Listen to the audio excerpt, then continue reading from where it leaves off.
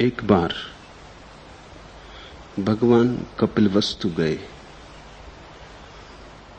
उनके शिष्यों में एक स्थिविर अनिरुद्ध की बहन रोहिणी वहां रहती थी। उसके परिवार के सभी लोग स्थिविर अनिरुद्ध को मिलने आए, लेकिन रोहिणी नहीं आई। अनिरुद्ध चिंतित हुए। उन्होंने अपनी बहन को बुलवाया। वह आई भी तो मुंह ढक कर आई। स्थिविर अनिरुद्ध तो बड़े चिंतित हुए। उन्होंने उससे पूछा कि पहले तो तू आई नहीं, अब आई भी है तो मुंह ढक कर आई है, इसका कारण क्या है? रोहिणी ने कहा, मेरा चेहरा अनायास विकृत हो गया है, सारे चेहरे पर फपोले हो गए, मैं छवि रोग से पीड़ित हूं, इसलिए पहले आई नहीं। लज्जावश आपने बुलाया तो आई हूं, लेकिन मुंह ढक कर आई हूं। ये मुंह दिखाने योग्य नहीं रहा। स्थिविर अनिरुद्ध ने उससे कहा, छोड़ इसकी फिक्र। भगवान का आगमन हुआ है। उनके 10,000 भिक्षु गांव में हैं। उनके ठहरने के लिए एक विशाल भवन बनवाना है, तो उस भवन को बनाने में लग जा। रोहिणी के पास इतने रुपए थे भी नहीं, लेकिन उसने अपने सारे जवाहरात, अपने सब गहने बेच दिए और भिक्षुओं के निवास के लिए भवन बनवाने में लग गई। भवन बनाने का काम ऐसा था कि भूल ही गई अपने रोग को। और आश्चर्य की घटना घटी कि निवास बनवाते बनवाते ही 99% रोग अनायास ठीक हो गया। लेकिन वह अभी भी भगवान के दर्शन को नहीं आई थी। तब भगवान ने उसे बुलवाया और पूछा, क्यों नहीं आई? उसने कहा, बनते, मेरे शरीर में छवि रोग उत्पन्न हो गया था, उसी से लज्जित होकर नहीं आई। अब स्थिविर अनिरुद्ध की दवा से 99% तो ठीक हो गया है, लेकिन 1% अभी भी बाकी है। ये कुरूप चेहरा आपको कैसे दिखाऊं, इसलिए बचती थी। आपने बुलाया तो आई हूं, क्षमा करें। भगवान ने पुनः पूछा, जानती हो ये किस कारण हुआ? नहीं बनते, वह बोली। भगवान ने कहा, रोहिणी, तेरे क्रोध के कारण। यह अत्यंत क्रोध का फल है, और इसीलिए देख कि करुणा से अपने आप दूर हो चला है। और क्रोध तो अहंकार का परिणाम है। तुझे अपने रूप का बड़ा अभिमान था। उस अहंकार पर पड़ी चोट के कारण ही क्रोध होता था। भिक्षुओं के लिए भवन बनाने में तू भूल गई अपने को। तेरा अहम भाव विस्मृत हो गया। तू ऐसी संलग्न हो गई इस करुणा के कृत्य में कि अहंकार को खड़े होने की, बचने की जगह ना रही। इसलिए देख, रोग अपने आप दूर हो चला है, लेकिन पूरा दूर नहीं हुआ, क्योंकि अहंकार तेरा छूटा तो, लेकिन बोधपूर्वक नहीं छूटा है। इसलिए 1% रोग बचा है। करुणा तो तूने की, लेकिन करुणा जानबूझकर नहीं की है, मूर्छा में की है। भाई ने कहा है इसलिए की है। तेरे भीतर से सहज स्फूर्त नहीं है, इसलिए 1% बच रहा है। जाग, जो अभी तू करुणा कर रही है होश से कर, और जो अहंकार अभी तूने ऐसा काम में भूल के भुला दिया है, उसे जान के ही त्याग दे। और कहते हैं, इस बात को सुनते सुनते ही रोहिणी का सारा रोग चला गया। तब भगवान ने ये गाथाएं कही। आज की पहली 4 गाथाएं रोहिणी को कही गई थी। पहले तो इस कहानी को ठीक से समझ लें। ये अपूर्व है, इसमें पड़ा हुआ मनोविज्ञान गहरा है। मनस्विद जो अब खोज पा रहे हैं वे सारे सूत्र इसमें मौजूद हैं। पहली बात, आधुनिक मनोविज्ञान कहता है कि मनुष्य का मन उसकी बीमारियों का 90% कारण है। 90% बीमारियों के आधार में मन है। इसलिए इलाज से बीमारियां बदल जाती हैं, ठीक नहीं होती। एक बीमारी हुई, इलाज कर लिया, दवाओं ने उस बीमारी को रोक दिया, दूसरी तरफ से बीमारी बहने लगी। क्योंकि मन तो वही है, मन तो बदला नहीं, मन की तो कोई चिकित्सा हुई नहीं। समझो ये रोहिणी किसी डॉक्टर के हाथ में पड़ गई होती, ये तो भला हुआ कि बुद्ध जैसे डॉक्टर के हाथ में पड़ गई। ये किसी डॉक्टर के हाथ में पड़ती तो डॉक्टर क्या करता? इसकी चमड़ी का इलाज करता। चमड़ी में रोग था नहीं, चमड़ी में केवल परिणाम था। रोग मन में था। मन का रोग चमड़ी पे फपोले होकर निकल रहा था। तो कोई चिकित्सक इसके चेहरे के फपोले ठीक कर देता। यह भी हो सकता था प्लास्टिक सर्जरी कर देता, इसके सारे चेहरे की चमड़ी बदल देता, तो ये रोग कहीं और से प्रकट होता। हाथों में छाजन हो जाती, कि पैरों में लकवा लग जाता,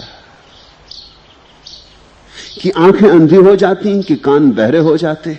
ये रोग किसी और दरवाजे को खोज लेता। रोग तो मिटता नहीं तो दरवाजा तो खोजता। असल में जिसको हम रोग कहते हैं वो रोग नहीं है, रोग का लक्षण। साधारण चिकित्सक लक्षण से लड़ता है, महाचिकित्सक रोग के मूल से लड़ता है। आधुनिक मनोविज्ञान कहता है कि जब तक आदमी का मन न बदला जाए तब तक किसी बीमारी से वस्तुतः छुटकारा नहीं होता। इसलिए तुमने भी देखा होगा, एक दफे बीमारी के चक्कर में पड़ जाओ तो निकलने का रास्ता नहीं दिखता। किसी तरह एक बीमारी से निकल नहीं पाते कि दूसरी घर कर लेती है, कि दूसरे से निकल नहीं पाते कि तीसरा घर कर लेती है। ऐसा लगता है एक कतार है बीमारियों की, तुम एक से निपटे कि दूसरी बीमारी पकड़ती है। जब तक ठीक थे ठीक थे। इसलिए लोग कहते हैं बीमारी अकेली नहीं आती, कहावतें कहती हैं बीमारी अकेली नहीं आती, संग साथ में और बीमारियां लाती। दुख अकेला नहीं आता, साथ में भीड़ लाता है। इसका कारण न तो दुख है न बीमारी है। इसका कारण यह है कि मूल को हम छूते नहीं। समझो कि एक वृक्ष की जड़ों में रोग लग गया है और पत्ते विकृत होकर आने लगे, पूरे खिलते नहीं, पूरे खुलते नहीं, हरियाली खो गई है। तुम पत्ते काटते रहो या पत्तों पर मलहम लगाते रहो या पत्तों पर जल का छिड़काव करते रहो, गुलाब जल का छिड़काव करो, तो भी कुछ बहुत होगा नहीं। जड़ जब तक आमूल स्वस्थ ना हो तब तक कुछ भी ना होगा। मनुष्य की जड़ उसके मन में है। मनुष्य शब्द ही मन से बना है। मनुष्य यानी जो मन में रुपा है, मन में गड़ा है।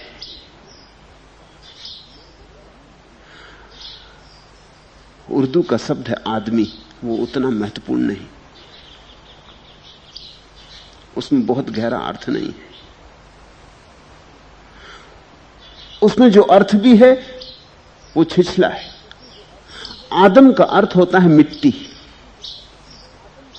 जो मिट्टी से बना है उसको कहते आदमी, क्योंकि भगवान ने पहले आदमी को मिट्टी से बनाया और फिर उसमें श्वास फूंक दी, इसलिए उसका नाम आदम।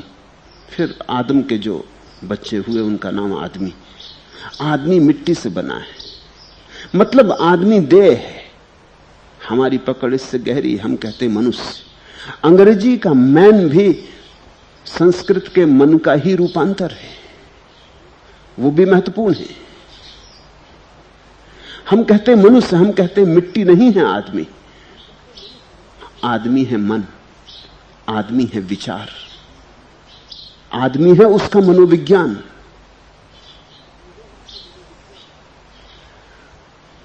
जैसे ईसाईयत, इस्लाम और यहूदी आदम को पहला आदमी मानते, हम नहीं मानते, क्योंकि आदम होना तो आदमी का ऊपरी वेश है, वो असली बात नहीं। असली बात तो भीतर छिपा हुआ सूक्ष्म रूप है। मनुष्य का अर्थ ही होता जिसकी जड़ें मन में गड़ी। लेकिन आधुनिक खोजें इस सत्य के करीब आ रही हैं। आधुनिक खोजें ये बात स्वीकार करने लगी कि आदमी शरीर पर समाप्त नहीं, ना तो शरीर पर शुरू होता, ना शरीर पर समाप्त होता। शरीर तो घर है जिसमें कोई बसा है। फिर हम ये भी नहीं कहते कि आदमी मन पर समाप्त हो जाता, हम कहते हैं मन में गड़ा है तो मन से भी पार। इसलिए आदमी है तो आत्मा। अब इन तीन शब्दों को ठीक से लेना, आत्मा, मन, देह। मन दोनों के बीच में। मन को तुम शरीर से जोड़ दो तो संसारी हो जाते हो, और मन को तुम आत्मा से जोड़ दो तो सन्यासी हो जाते हो। मन के जोड़ का सारा खेल है। आत्मा भी तुम्हारे भीतर है, शरीर भी तुम्हारे पास है, बीच में डोलता हुआ मन है।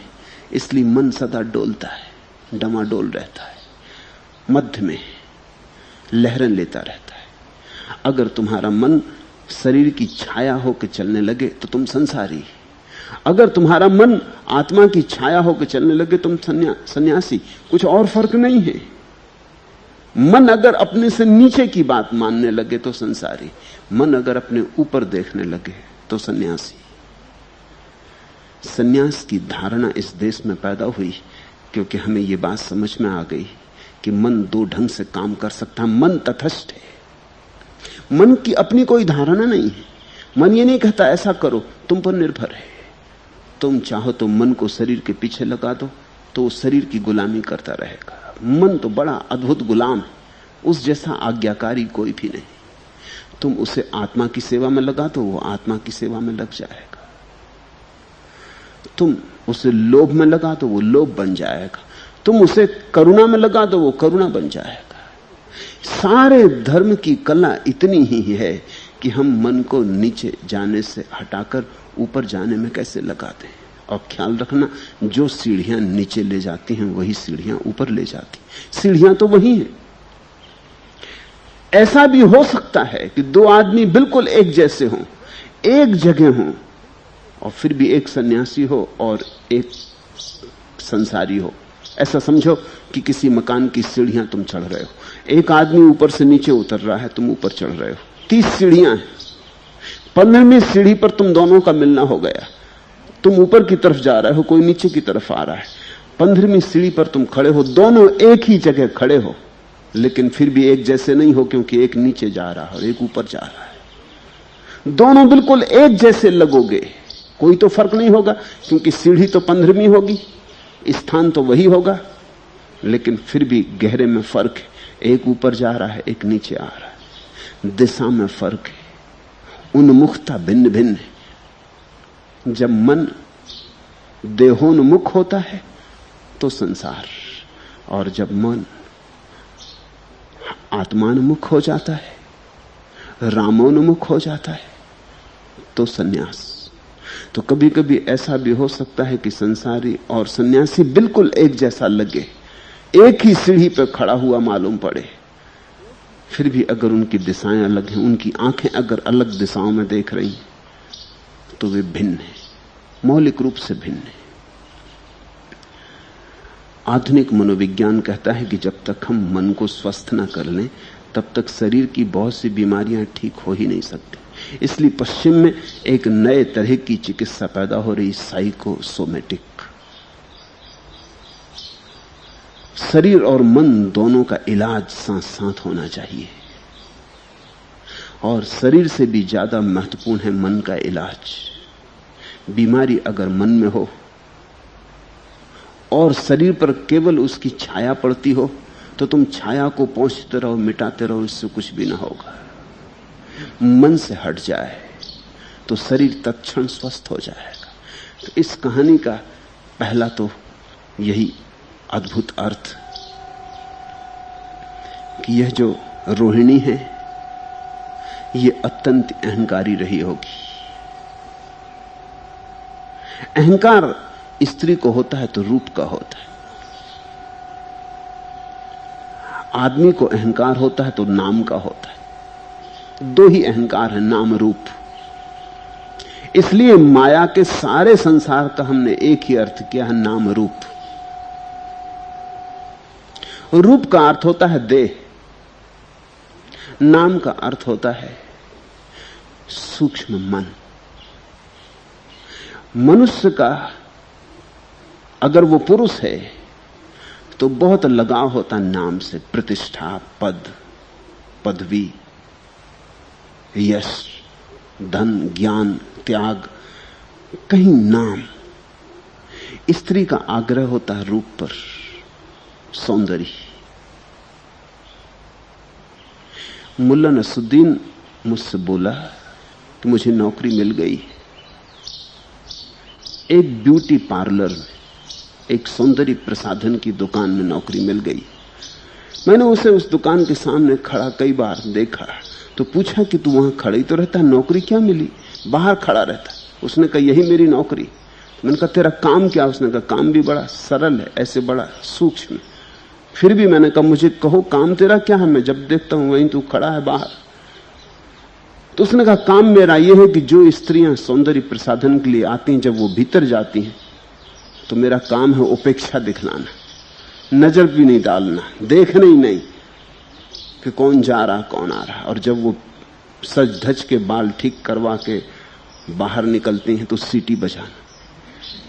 ये मेरा काम है, ये मेरी नौकरी। इससे दुकान खूब चल रही क्योंकि स्त्रियों को समझ में एक बात आ जाती कि अभी गई थी और ये आदमी देखा तक नहीं, और अब बाल वाल समार के बाहर आ रही हैं तो सीटी बजा रहा वही आदमी, तो जरूर सुंदर होकर लौटी। स्त्री का सारा आकर्षण रूप में, इसलिए स्त्री को बहुत फिक्र नहीं होती नाम की। इसलिए स्त्रियां कोई ऐसे बहुत काम नहीं कर जिनसे नाम मिले, कि कोई बड़ी किताब लिखनी, कि मूर्ति बनानी, कि पेंटिंग बनानी, कि महाकाव्य लिखना, कि दुनिया की कोई ख्याति मिल जाए, कुछ लेना देना नहीं। स्त्री को सारा प्रयोजन है सौंदर्य से।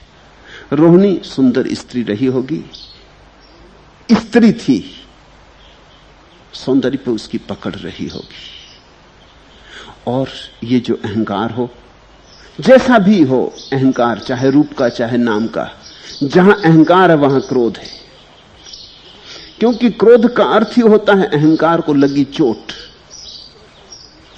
तुम सोचते हो कि तुम बड़े ज्ञानी हो, किसी ने कह दिया कि क्या तुम में रखा ज्ञान व्यान, चोट लग गई। तुम सोचते हो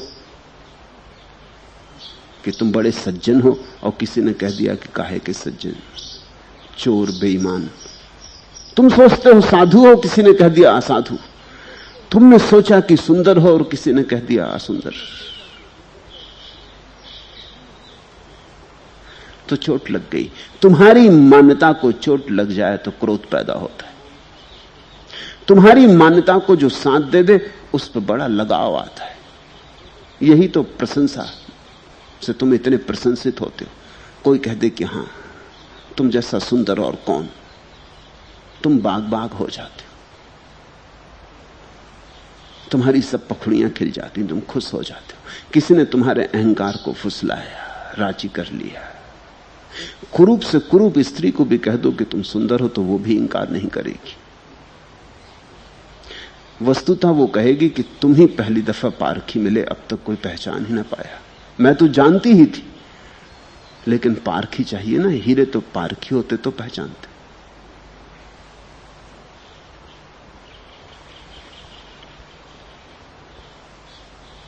तुम बुद्धू से बुद्धू आदमी से कह दो कि तुम बुद्धिमान हो, बड़े बुद्धिमान हो, तो वो भी नहीं कहता कि देखो नाहक चापलूसी मत करो,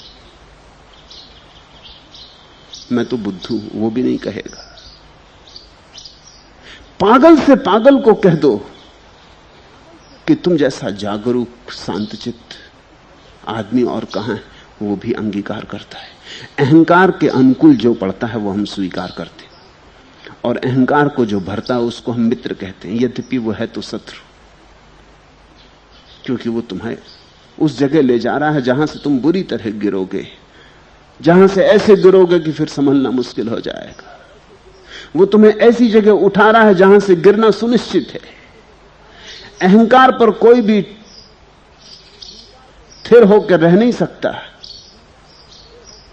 वो जगह बारीक है, तुम्हें संभालना पाएगी, वहां से तुम गिरोगे ही। और आज जितने अहंकार से तुम्हारी तृप्ति हुई, कल और तुम मांगोगे और ज्यादा और ज्यादा। आखिर कब तक ये होगा? एक घड़ी आएगी कि तुम अपने ही अतिशय से गिरोगे, बुरी चोट खाओगे। जो जितने ऊपर अहंकार की चोटी पे चढ़ेगा उतनी ही बड़ी खाई में गिरने का खतरा मोल ले रहा है। आज नहीं कल, कल नहीं परसों गिरती आने वाली है। और तुम चकित होगे कि जिन्होंने प्रशंसा की थी वही निंदा में मुखर हो जाते। वो बदला लेंगे। जब प्रशंसा की थी तब भी बेमन से की थी, तब भी करनी पड़ी थी, कोई प्रयोजन था इसलिए की थी, तुमसे कुछ लाभ था, तुमसे कुछ निकालना था इसलिए की थी। बदला तो लेंगे। कोई भी प्रशंसा की तरह थोड़ी करता है, उसका कोई प्रयोजन है। उसे तुम्हारा शोषण करना है, उसका काम निपट जाएगा तो वही बदला लेगा। जिसने तुम्हें आकर खूब आह्लादित किया था वही तुम्हें गालियां देगा। तब दिल को और भी चोट लगेगी। अपने ही पराये हो गए ऐसा लगेगा, मित्र शत्रु हो गए ऐसा लगेगा। और कहावतें कहती दुनिया की कि जिसके साथ नेकी करो वही बदी करता है। नेकी इत्यादि तुमने की भी नहीं है। उसने तुम्हारी प्रशंसा की थी, तुमने कुछ उस प्रशंसा के कारण कर दिया था, वो नेकी नहीं थी, वो सिर्फ सौदा था। और उस आदमी को तुम्हारी प्रशंसा करनी पड़ी थी, तुम्हारे सामने झुकना पड़ा था, इसलिए वो तुम्हें कभी क्षमा तो कर नहीं सकेगा। वो इसका बदला तो लेगा। जब भी अवसर आ जाएगा, ठीक समय होगा, वो बदला लेगा। तो रोहिणी को रूप का दंभ था। रूप के दंभ के कारण बहुत चोटें लगी होंगी, क्रोधित होती थी। अगर तुम्हें चोटें लगती हो तो एक बात ख्याल में ले लेना, चोट लगने का लक्षण, अर्थ यही कि तुम्हारे भीतर अहंकार का घाव बहुत गहरा है। जरा सी बात भी अखर जाती। अगर तुम्हारे मन में सम्मान की इच्छा है और अपमान से बचने का भाव है तो तुम अहंकार का पोषण कर रहे हो। फिर इन क्रोध और अहंकार के बीच में उसे छवि रोग हो गया, चेहरा विकृत हो गया। मनोवैज्ञानिक कहते हैं कि चमड़ी की रोग तो 99% मानसिक होते, सभी रोग 90% मानसिक होते हैं, लेकिन चमड़ी के रोग तो 99% मानसिक होते हैं। क्योंकि चमड़ी बड़ी संवेदनशील है और चमड़ी हमारी सबसे बड़ी इंद्री है। कान छोटा सा है, कान पर चोट करनी हो तो निशाना ठीक ठीक लगाना पड़े तो ही चोट होगी। आंख छोटी सी है, आंख पर चोट करनी हो तो निशाना ठीक लगना चाहिए। जीभ भी छोटी सी है, लेकिन चमड़ी तुम्हारे पूरे शरीर को घेरे हुए, ये तुम्हारी सबसे बड़ी इंद्री है। स्पर्श की इंद्री सबसे बड़ी इंद्री है। इस पर चोट बड़ी आसानी से लग सकती, निशाना लगाने की जरूरत ही नहीं है। इसलिए मन की चोटें आंख पर भी लगती हैं, कान पर भी लगती हैं, जीभ पर भी लगती हैं, लेकिन वो तो उनकी मात्रा बहुत छोटी छोटी है। लेकिन शरीर की चमड़ी का फैलाव बहुत है। उस फैलाव के कारण चमड़ी पर सर्वाधिक मन की चोटें पड़ती हैं। और चमड़ी का कोई भी रोग किसी इलाज से ठीक नहीं होता, लेकिन मानसिक इलाज से ठीक होता है। चमड़ी इस अर्थ में भी विचारणीय है कि तुम्हारी और जो इंद्रियां हैं वो चमड़ी के ही विशिष्ट रूप हैं। कान है क्या? चमड़ी का ही एक विशिष्ट रूप है। और आंख है क्या? आंख भी चमड़ी का ही एक विशिष्ट रूप है। चमड़ी ने ही अपने एक हिस्से को देखने में कुशल बना लिया है, वो आंख हो गई। और चमड़ी ने ही एक दूसरे हिस्से को स्वाद लेने में कुशल बना लिया है, वो तुम्हारी जीभ हो गई। और चमड़ी ने ही एक दूसरे हिस्से को विशेषज्ञ बना लिया है। नाक हो गई तुम्हारी सुगंध के लिए विशेषज्ञ, ये एक्सपर्ट हैं, ये चमड़ी की विशेषताएं, लेकिन है सब चमड़ी के ही खेल। बच्चा जब पहली दफा पैदा होता है, मां के पेट में बढ़ता है, तो पहले तो चमड़ी आती, फिर चमड़ी में ही धीरे धीरे आंख उभरती, फिर चमड़ी में ही धीरे धीरे कान उभरता, फिर चमड़ी में ही जनेंद्रिय उभरती, फिर चमड़ी में ही जीभ, नाक सब उभरते जाते। लेकिन सबसे पहले तो चमड़ी होती। तो चमड़ी बहुत मूल है, और इसलिए स्पर्श बड़ा महत्वपूर्ण है। इसलिए जब हम किसी के प्रेम में पड़ते हैं तो तत्क्षण स्पर्श करना चाहते हैं, हाथ में हाथ लेना चाहते हैं, गले से गले लगाना चाहते हैं, आलिंगन करना चाहते हैं। जब हम किसी के प्रेम में पड़ते हैं तो हम स्पर्श करना चाहते हैं, और जिससे हमारा प्रेम नहीं है उसके स्पर्श से हम बचते हैं। मनोवैज्ञानिकों ने इस पर काफी शोध की है, और उन्होंने पाया है कि लोग जिनसे बचना चाहते हैं अपने बीच और उनके बीच एक खास तरह की दूरी रखते हैं। ट्रेन में ही चाहे लोग खड़े हैं, कितनी ही भीड़ है, तो भी तुम पाओगे हर आदमी अपने में सिकुड़ा खड़ा है, दूसरे को छूना नहीं चाहता। और जिससे तुम्हारा प्रेम नहीं है, अगर उसे तुम छू लो तो तुम तत्क्षण क्षमा मांगते हो। क्यों? छू लेने का अर्थ हुआ कि तुमने उसकी सीमा रेखा में प्रवेश कर दिया, जो कि नहीं करना चाहिए। ट्रेस पास हुआ। तुम दूसरे के घर में बिना आज्ञा मांगे घुस गए। जिससे तुम्हारा प्रेम नहीं है उसको छू ले तो तुम तत्क्षण क्षमा मांगते हो कि माफ करना, भूल हो गई, जान के नहीं किया है। और अगर कोई पुरुष या कोई स्त्री तुम ट्रेन में खड़े हो और तुमसे सट के खड़ा हो जाए और क्षमा भी न मांगे और ऐसा भाव दिखलाए कि बड़ा प्रेम में तुमसे खड़ा है, तो तुम अत्यंत नाराज हो जाते हो, तुम अत्यंत क्रोधित हो जाते हो, तुम इसे बर्दाश्त नहीं कर पाते। इसलिए ट्रेन या बस में इकट्ठे खड़े हुए लोग भी इस तरह खड़े होते हैं कि अगर शरीर भी छू रहे हैं तो भी उनके मन नहीं छू पाते, वो अपने को सिकोड़े खड़े होते। कम से कम इतना प्रदर्शन तो करते हैं कि हम तुम्हें छू नहीं रहे। अगर छू रहा है शरीर तो मजबूरी है, हम नहीं छू रहे हैं और हम एक सीमा बांध के रखते। तुमने देखा कभी किसी के साथ तुम खड़े होकर बात कर रहे हो तो सदा तुम जांचोगे कि एक सीमा तक तुम उस आदमी को बर्दाश्त करते हो, अगर वो उससे ज्यादा करीब आ जाए तो तुम पीछे हट जाते हो। एक सीमा होगी, समझो कि 12 इंच, तो 12 इंच तक वो आदमी अगर तुम्हारे करीब आ जाए तुम्हें कोई चिंता नहीं पैदा होती, कोई बेचैनी पैदा नहीं होती। 12 इंच के भीतर आना शुरू हो जाए, हाँ तुम्हारा बेटा हो तो ठीक, तुम्हारी पत्नी हो तो ठीक, तुम्हारा पति हो तो ठीक, लेकिन जिससे तुम्हारा कोई गहरा नाता नहीं है, कोई संबंध नहीं, वो अगर 12 इंच या 10 इंच के भीतर आने लगे तुम तत्क्षण पीछे हट जाओगे। वहां तुम्हारी एक अज्ञात सीमा है, चमड़ी का एक अज्ञात क्षेत्र है जहां तक उसकी तरंगें फैलती हैं। उन तरंगों के भीतर कोई भी आ जाए तो हम पसंद नहीं करते, अशिष्ट मालूम होती है ये बात।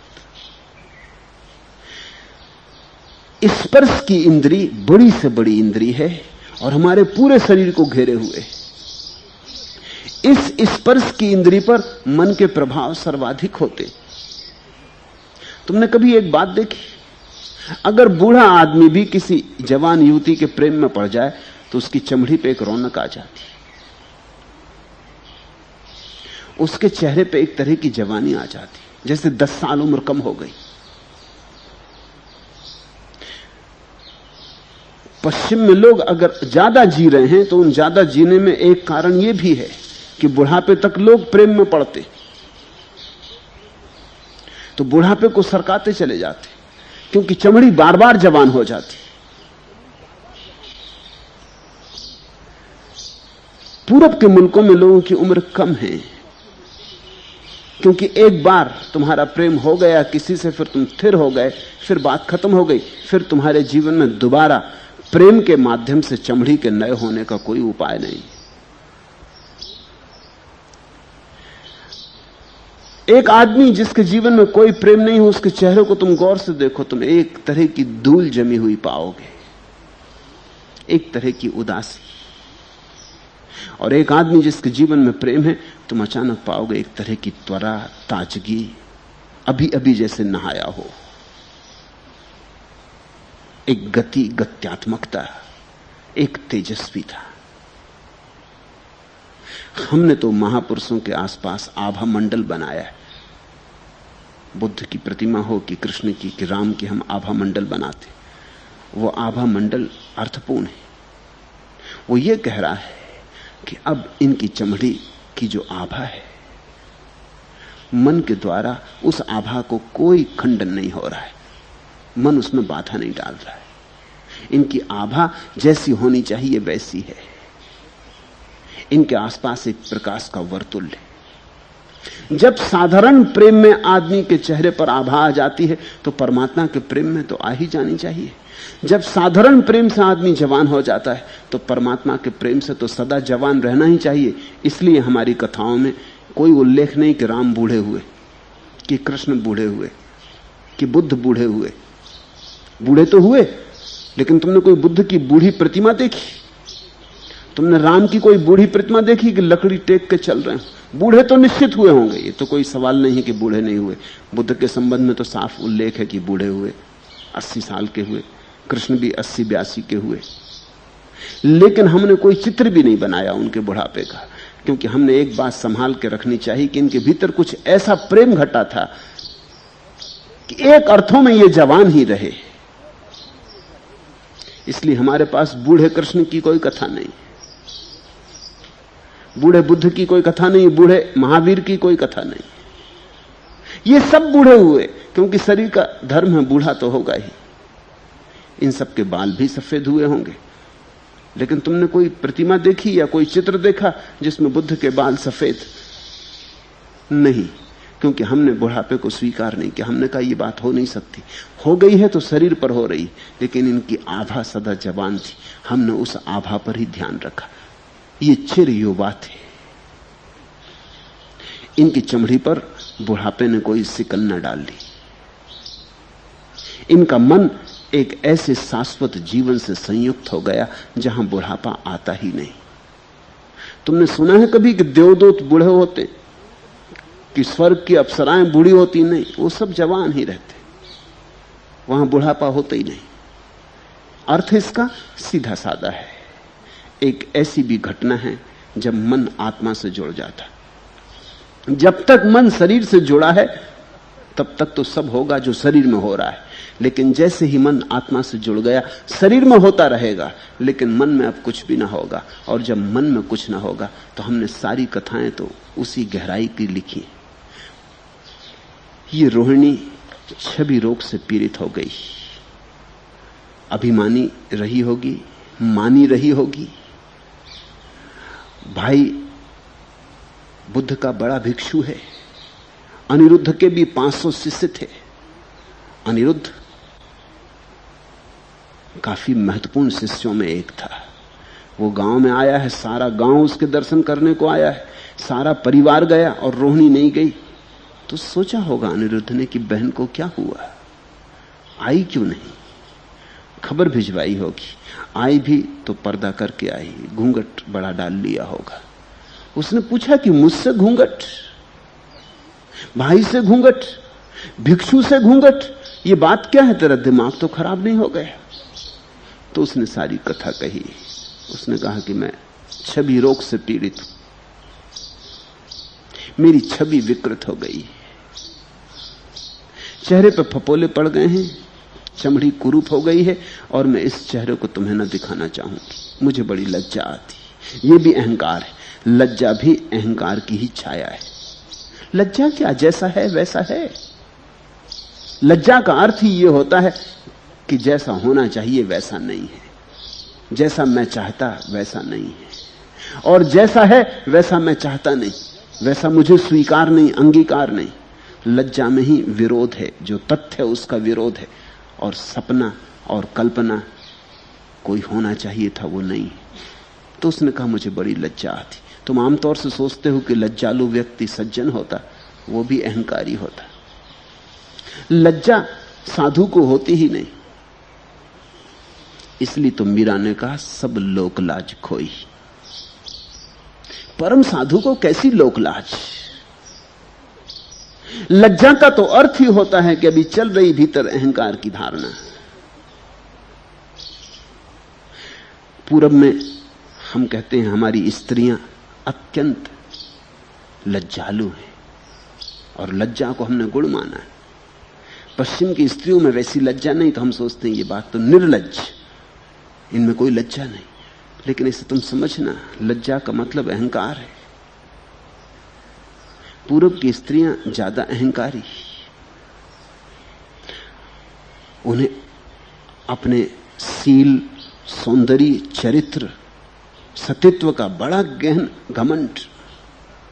पश्चिम की स्त्री इस अर्थ में सीधी सरल है, उसे कोई लज्जा नहीं। अहंकार के ही साथ लज्जा आती, वो अहंकार की ही सजावट है।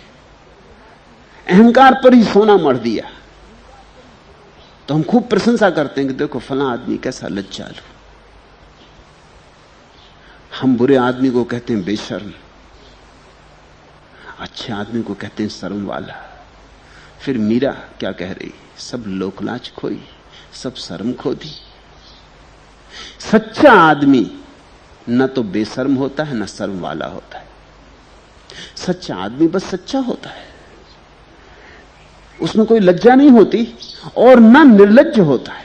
निर्लज्ज होने की भी कोई जरूरत ना रही, वो भी लज्जा का ही रूप है।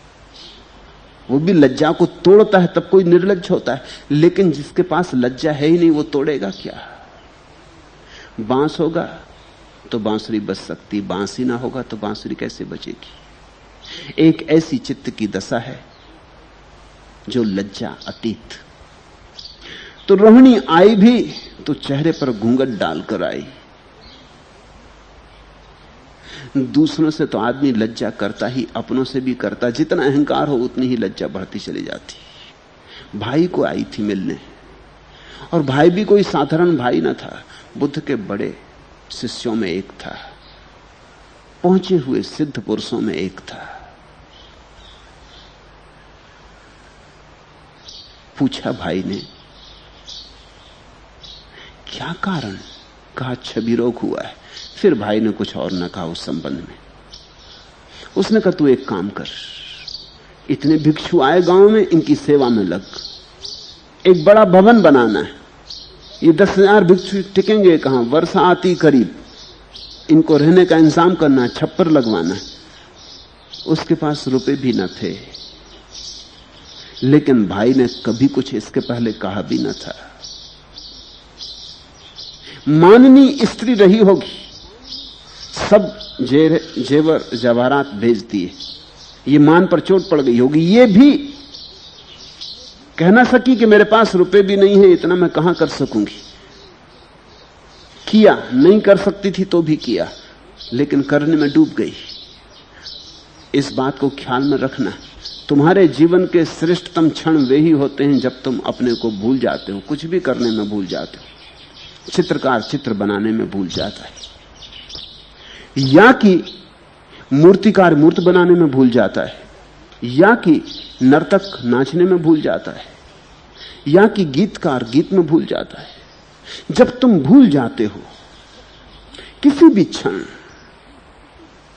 जहां तुम्हें विस्मरण हो जाता अपना, उसी घड़ी जीवन में परम क्षण उतर आता। जहां तुम अपने को भूले वहां अहंकार हट गया। एक घड़ी को बादल छट गए, सूरज निकला। एक घड़ी को अंधेरा टूटा और रोशनी उतरी। एक घड़ी को वर्षा हो गई तुम पर अमृत की। इसलिए जीसस ने सेवा पर बहुत जोर दिया है। सेवा का यही अर्थ है, इतना ही अर्थ है कि तुम दूसरे में अपने को डुबा देना,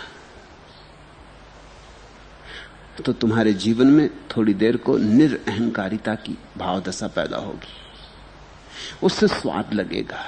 और जब तुम्हें यह पता चल जाएगा कि क्षण भर को भूलने में इतना स्वाद आता है, इतनी मिठास, तो तुम फिर सदा के लिए अहंकार छोड़ देना चाहोगे। चाहोगे ही, ये तर्कयुक्त होगा। स्वाद लग जाए तो तुम फिर चाहोगे कि पूरा ही स्वाद मिल जाए।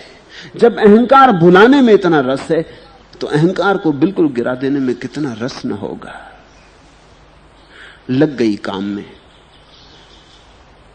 खड़ी रहती होगी भरी धूप में, भूल ही गई अपने रूप को, भूल ही गई अपने मान को, भूल ही गई अपनी बीमारी को। चिकित्सक भी कहते हैं कि जो आदमी अपनी बीमारी को नहीं भूल पाता उसकी बीमारी ठीक होना असंभव है। इसलिए अगर कोई आदमी बीमार है तो जो पहली बात चिकित्सक चाहता है वो ये कि वो किसी तरह सो जाए। बीमार आदमी अगर सोए ना तो इलाज हो नहीं सकता, क्योंकि वो भूलता ही नहीं, वो खरोद खरोद के बीमारी को देखता रहता है। तुम्हारे पेट में दर्द है तो तुम बार बार वहीं जाते। तुम्हारे जाने से दर्द पर चोट पड़ती और घाव बड़ा होता जाता। तुम्हें भूलना जरूरी है। मैंने सुना है बर्नार्ड शॉ फोन किया अपने डॉक्टर को कि मेरे हृदय में बड़ी तेज धड़कन है, बहुत घबराहट है, ऐसा लगता है कि हार्ट अटैक, आप जल्दी आए। कोई आधी रात की बात। चिकित्सक आया, सीढ़ियां चढ़ के ऊपर आया। ऊपर आते ही से उसने एकदम से अपना बैग नीचे पटक दिया और आराम कुर्सी पे आंख बंद करके पड़ गया। बर्नार्ड शॉ ने कहा क्या हुआ? उसने कहा मालूम होता हार्ट अटैक। बूढ़ा चिकित्सक था। बर्नार्ड शॉ तो भूल ही गया अपने हार्ट अटैक को। बिस्तर पर लेटा था, एकदम उठाया कि कहीं मर न जाए। हवा की, पंखा किया, पानी पिलाया, पूछा कि अब कैसी तबीयत है। कोई 10 मिनट बाद उसने कहा बिल्कुल ठीक। वो उठ के चलने लगा तो उसने कहा मेरी फीस। तो बर्नार्ड शॉ ने कहा काहे की फीस? फीस तो मुझे मांगनी चाहिए। उस डॉक्टर ने कहा मुझे कुछ हुआ नहीं, कोई हार्ट अटैक वगैरह, ये तो तुम्हें तुम्हारी बीमारी भुलाने के लिए। अब देखो तुम भले चंगे हो बिल्कुल, पहले बिस्तर पे पड़े थे। तुम्हारे सामने किसी को हार्ट अटैक हो जाए तो तुम भूल ही जाओगे कि तुम्हें कुछ तकलीफ हो रही। बर्नार्ड शॉ उठ गया, 10 मिनट में भूल ही गया सब अपनी बात।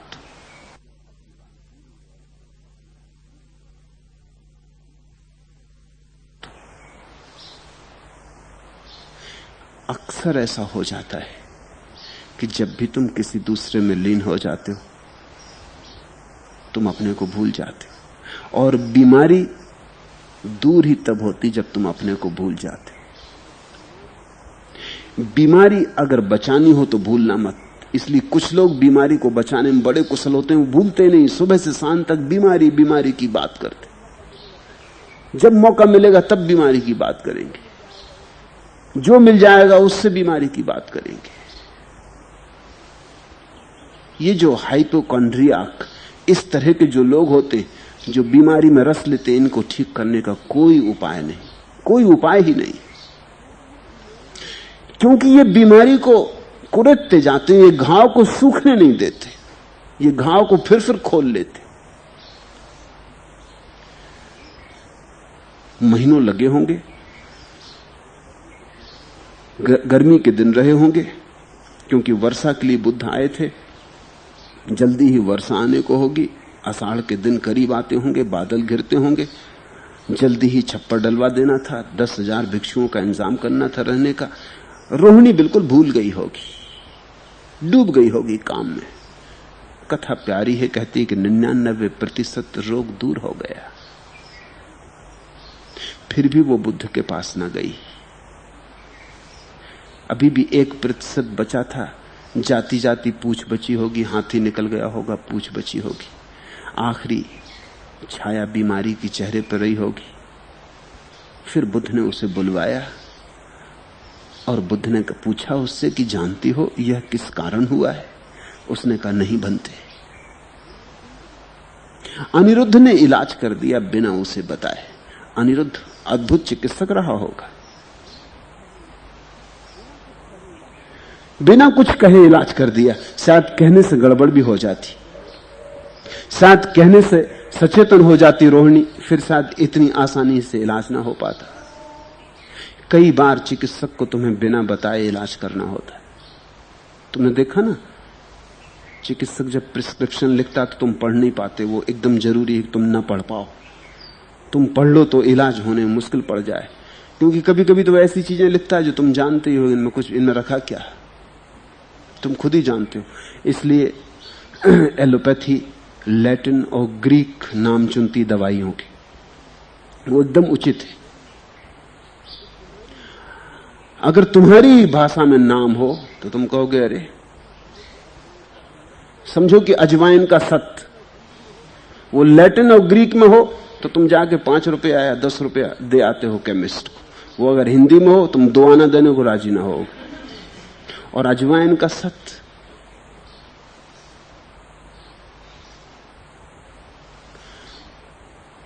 अजवाइन के सत्य से कहीं कोई ठीक हुआ है?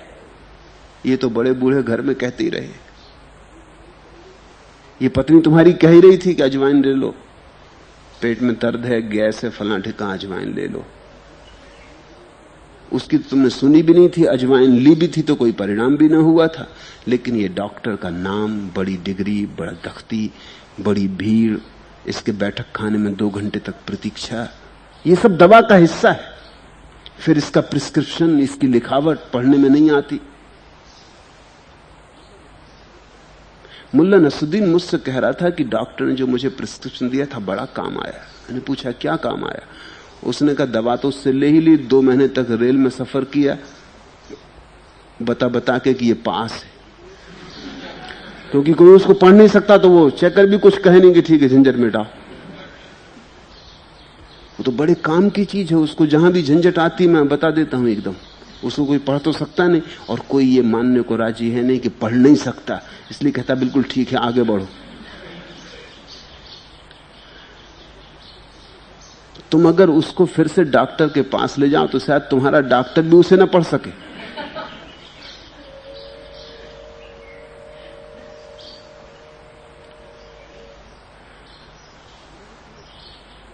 अनिरुद्ध ने ठीक ही किया कि कहा नहीं, चुपचाप एक प्रक्रिया बता दी। मेरे पास लोग आते हैं, कोई कहता क्रोध से परेशान है, मैं कहता हूं ठीक, क्रोध की तुम फिक्र ना करो, ध्यान करो। उनको अच्छा नहीं लगता क्योंकि वो तो आए थे क्रोध के लिए, और मैं कहता हूं ध्यान करो। वो समझते हैं कि उनकी बीमारी को तो मैंने छुआ ही नहीं। तुम्हारी क्रोध की बीमारी को छूने की जरूरत ही नहीं है। तुम अगर किसी तरह ध्यान में उतर जाओ, थोड़ी देर अपने को भूलने लगो, विस्मरण करने लगो, नाच में, गीत में, गान में, ध्यान में, भक्ति में, भाव में, क्रोध की क्षमता अपने आप क्षीण हो जाएगी। कोई आता कहता मुझ में बड़ा अहंकार है, प्रज्वलित दग्ध अंगारे की तरह, क्या करूं, कैसे बुझाऊं? मैं कहता हूं तुम ध्यान करो। उसको भी बात ठीक नहीं लगती, क्योंकि उसे लगता है कि वो तो इतनी बड़ी बीमारी लेके आया और मैंने उसे ऐसे टाल दिया, कहा कि ध्यान करो। वो सोचता है शायद मैंने टाल ही दिया। और फिर उसे ये भी हैरानी होती कि कोई भी बीमारी लेके आओ, मैं कहता हूं ध्यान करो। कहीं सब बीमारियों की एक दवा हो सकती? मैं तुमसे कहता हूं हो सकती, क्योंकि सब बीमारियों के पीछे एक मन है और सब दवाओं के पीछे एक ध्यान है। ध्यान यानी मन रहित दशा। और तो क्या ध्यान का अर्थ होता है? ध्यान रामबाण है,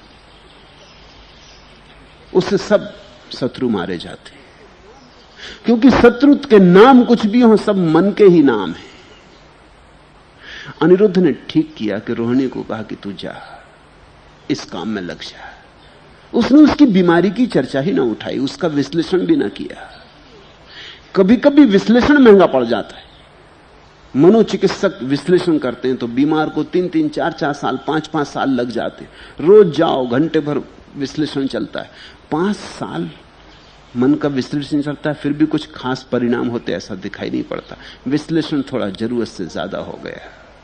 निदान ही निदान चलता रहता है, औषधि का मौका ही नहीं आता। असली बात तो औषधि है।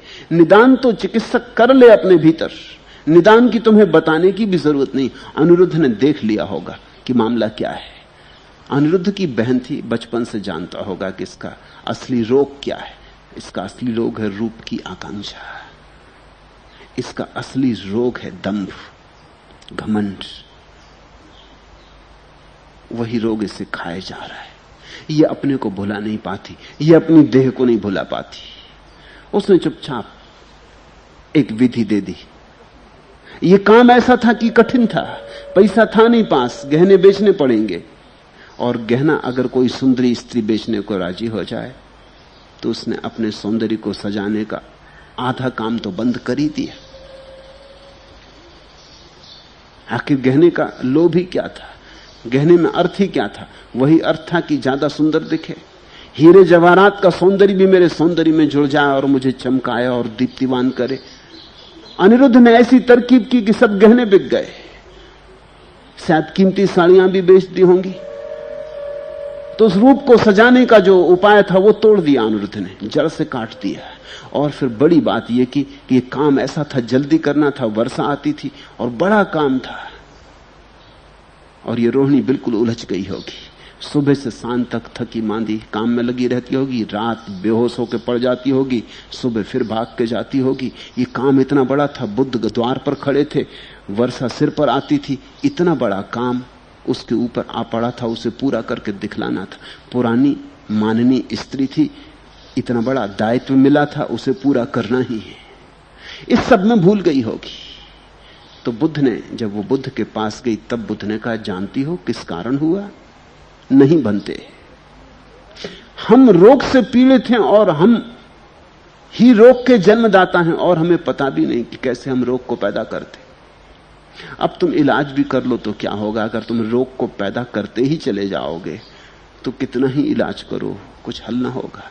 एक हाथ से इलाज करोगे, दूसरे हाथ से रोग पैदा करोगे, तो कब अंतिम परिणाम आने वाला है? कभी नहीं। लेकिन अब घड़ी आ गई थी, अब 1% बीमारी बची थी। अब विश्लेषण किया जा सकता है और इस सोई हुई स्त्री को जगाया जा सकता है। बुद्ध ने यह मौके को देखकर कहा, रोहिणी, तेरे क्रोध के कारण, तेरा क्रोध ही तेरे रूप पर कुरूपता बन गया है। तुमने कभी देखा कि सुंदर से सुंदर व्यक्ति भी जब क्रोध करता है तो कुरूप हो जाता है? काश तुम्हें पता हो कि तुम कितने कुरूप हो जाते हो जब तुम क्रोध करते हो, और तुम कितने सुंदर हो जाते हो जब तुम प्रेम करते हो। तो शायद तुम इसी कारण क्रोध करना छोड़ दो। कभी आईने के सामने खड़े होकर क्रोध की मुद्रा बनाना, क्रोध को जगाना, बीभत्स चेहरा खड़ा करना और देखना कि क्या हालत तुम्हारे चेहरे की हो जाती। अपना चेहरा तो क्रोध में दिखता नहीं, इसलिए तुम्हें पता ही नहीं चलता कि क्रोध में जब तुम आते हो तो क्या तुम्हारी गति हो जाती, कैसा नरक तुम्हारे चेहरे पर उतर आता है, कैसी हिंसा, कैसी हत्या। तुम कैसे पशुवत मालूम होने लगते हो। तुम्हारी आंखें खून से भर जाती, तुम्हारी मुट्ठियां भीज जाती, तुम्हारे दांत पिसने लगते। ये पशु की अवस्था है। तुम्हें पता है ना कि पशु जब क्रोध से भरता है तो 2 ही काम कर सकता है। एक तो अपने नाखून अंगुलियों से नोच सकता है, इसलिए मुट्ठियां भिज जाती, और दूसरा अपने दांतों से चीर-फाड़ कर सकता है। और तो कोई पशु के पास हथियार होते नहीं। आज भी आदमी जब क्रोध करता है तो डार्विन सही है, यही सिद्ध करता है। तब तुम्हारी मुट्ठियां भिजने लगती, तुम एकदम नोचने को तैयार हो जाते हो और तुम्हारे दांत काटने को तैयार हो जाते। तुम गिर गए पशु तल पर, तुम आदमी न रहे क्रोध के क्षण में। और स्वभावता उस अवस्था में अगर तुम्हारे चेहरे पर पाशविकता उभर आती, एक हैवानी स्थिति बन जाती, तो कुछ आश्चर्य नहीं। काश तुम देख सको अपने चेहरे को क्रोध में। लेकिन दूसरे देखते, तुम दूसरों का देखते हो, अपना कोई भी नहीं देख पाता। अपना जो देखने लगे वो धीरे धीरे मुक्त हो जाता है, उसे होना ही पड़ेगा। तो कभी कभी आईने के सामने क्रोध में खड़े हो जाना, क्रोध को उभारना, एक कल्पना खड़ी करना, एक नाटक खेलना, अपने दुश्मन का स्मरण करना जिसको तुम मार ही डालना चाहते हो, और सोचना कि मारने को बिल्कुल तत्पर हो गया हूं। अब मेरी कैसी चित्त की दशा होगी और मन कैसा होगा, आंखें कैसी होंगी, चेहरा कैसा होगा, और देखना अपनी कुरूपता। शायद तुम फिर कभी क्रोध ना कर पाओ। फिर कभी करुणा का भाव जगा के भी देखना, क्योंकि क्रोध के विपरीत है करुणा। तब तुम अचानक पाओगे कि तुम्हारे चेहरे में बुद्धत्व उभर आता है, तुम्हारे चेहरे में छिपा हुआ बुद्ध प्रकट होने लगता है, तुम्हारे चेहरे में कुछ एक अपूर्व प्रसाद भी छिपा है। जैसा पशु छिपा है वैसा परमात्मा भी छिपा है। जब तुम करुणा भर के खड़े होगे तब तुम अचानक अपने भीतर परमात्मा को प्रकट होते पाओगे। उसकी तुम्हें जरा भी झलक मिल जाए तो तुम्हारे जीवन में क्रांति सुनिश्चित है। बुद्ध ने कहा, तेरे क्रोध के कारण यह अत्यंत क्रोध का फल है। और इसीलिए देख कि करुणा से अपने आप दूर हो चला। तू ये दीन दरिद्र भिक्षुओं के लिए, भिखारियों के लिए, घर विहीन अनागरिकों के लिए इतनी आतुरता से छप्पर डाल रही है, मकान बना रही है। इस करुणा के कारण ये रोग अपने से दूर हो गया। क्रोध के कारण पैदा हुआ था, करुणा के कारण दूर हो गया। क्रोध के कारण जो बीमारी है, करुणा उसका इलाज है। हिंसा के कारण जो बीमारी है, प्रेम उसका इलाज है। अहंकार के कारण जो बीमारी है, विनम्रता उसका इलाज है। लेकिन बुद्ध ने कहा पूरा दुख दूर नहीं हुआ, क्योंकि करुणा तेरी अभी जागृत करुणा नहीं। ऐसा तूने किया लेकिन सोए सोए किया। अभी इसमें भी थोड़ा अहंकार बचा है, थोड़ा सा अहंकार कि देखो कितना बड़ा काम कर रही हूं, कोई नहीं कर सका कपिल वस्तु में, वो मैं कर रही हूं। अभी इसमें एक शुभ अहंकार, जिसको कृष्णमूर्ति कहते हैं पायस इगोइज्म, एक पवित्र अहंकार। अहंकार तो अहंकार है, चाहे कितनी पवित्र हो। जहर तो जहर है, चाहे कितना ही शुद्ध हो। असली तो बात यह है कि जितना शुद्ध हो उतना ही खतरनाक होगा। अशुद्ध जहर में उतना खतरा नहीं है। मुल्ला नसरुद्दीन मरना चाहता था, जहर ला के पी के सो गया। सुबह बड़ा हैरान हुआ जब दूध वाले की आवाज सुनाई पड़ने लगी। उसने कहा हद हो गई, क्या यहां मर के भी दूध वाले आते हैं? और जब उसका बेटा बस्ता लिए उसके पास से निकला, उसने धीरे से आंख खोल के देखी। उसने कहा हद हो गई, क्या ये बेटा भी मेरे साथ ही आ गया और स्कूल जा रहा है? और जब उसने पत्नी की आवाज सुनी तब तो वो चौंक के बैठ गया। उसने कहा यह नहीं हो सकता, क्योंकि जिससे बचने को मैं मर रहा था, अगर वो भी साथ आ गई तो मरने का फायदा क्या? आंख खोल के सब देखा तो अपने ही कमरा है। बड़ा नाराज हुआ, भागा गया दुकानदार के पास जिससे जहर खरीद के लाया था कि क्या मामला है। दुकानदार ने कहा साहब अब क्या करें, हर चीज में मिलावट। शुद्ध जहर आजकल मिलता कहां है? ये कलयुग चल रहा है, सतयुग की छोड़ो बड़े मियां, ये शुद्ध चीज मिलती कहां है? अशुद्ध जहर उतना खतरनाक नहीं है। शुद्ध जहर की मात्रा थोड़ी भी होगी तो बहुत खतरनाक हो जाएगी। यद्यपि जहर इतना शुद्ध है कि अब शरीर पर उसके परिणाम नहीं पड़ रहे, क्योंकि शरीर पर तो अशुद्ध चीज के परिणाम ज्यादा पड़ते हैं। इसलिए तुम फर्क देखना, एक असात्विक अहंकारी का रोग शरीर पर प्रकट होने लगेगा और सात्विक अहंकारी का रोग शरीर पर प्रकट नहीं होगा। उसको अगर देखना तुम्हें जरा गहरी आंखों से खोजना होगा, वो भीतर होगा, बड़ा सूक्ष्म होगा। संसारी का अहंकार कोई भी पकड़ ले, सन्यासी का अहंकार पकड़ने के लिए आंखें चाहिए। भोगी का अहंकार कोई भी पकड़ ले, त्यागी का अहंकार पकड़ने के लिए आंखें चाहिए। बुद्ध ने कहा कि देख, करुणा से लाभ तो हुआ, लेकिन अभी करुणा तेरी सोई सोई मूर्छित है, इसे जगा, जाग के कर जो तू कर रही। तेरा अहंकार सूक्ष्म होकर मौजूद है, अब इसे भी जाने दे। और तब उन्होंने ये गाथाएं कही, क्रोधम जहे विप जहे मानम संजोनम शब्द मत्तिक में तम नाम रूपास्मिम असज्जमानम अकिंचनम नानु पंथि दुखा यो वे उपपतितम कोधम रथम भंतम वधारे तमहम सारथिम ब्रूमि रश्मिक गहो इतरो जना अकोधेन जिने कोधम असाधुम साधुना जिने जिने कदरियम दानेन सच्चेन अलिक वादिनम सच्चम भनेन कुज्झे दजणप्पास्मि याचितो एति ही तीही ठाणे ही गच्छे देवान संति के। क्रोध को छोड़े, अभिमान को त्याग दे, सारे संयोजनों के पार हो जाए। इस तरह नाम रूप में आसक्त न होने वाले तथा अकिंचन पुरुष को दुख संतप्त नहीं करते। जो चढ़े हुए क्रोध को भटक गए रथ की भांति रोक लेता है, उसी को मैं सारथी कहता हूं। दूसरे तो केवल लगाम थामने वाले।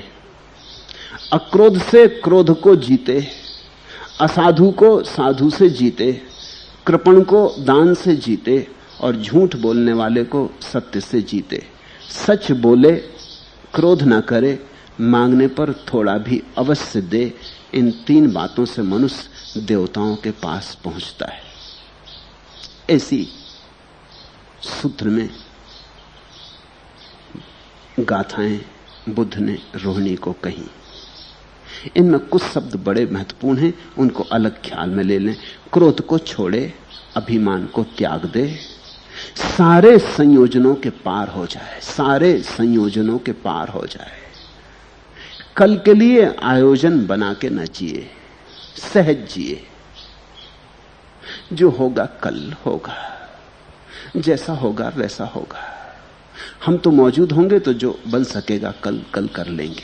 संयोजन न बनाए। अहंकार बड़ी योजनाएं बनाता है, अहंकार कल के लिए बड़े सेतु बनाता है। अहंकार कल में ही जीता है, इसलिए जी ही नहीं पाता।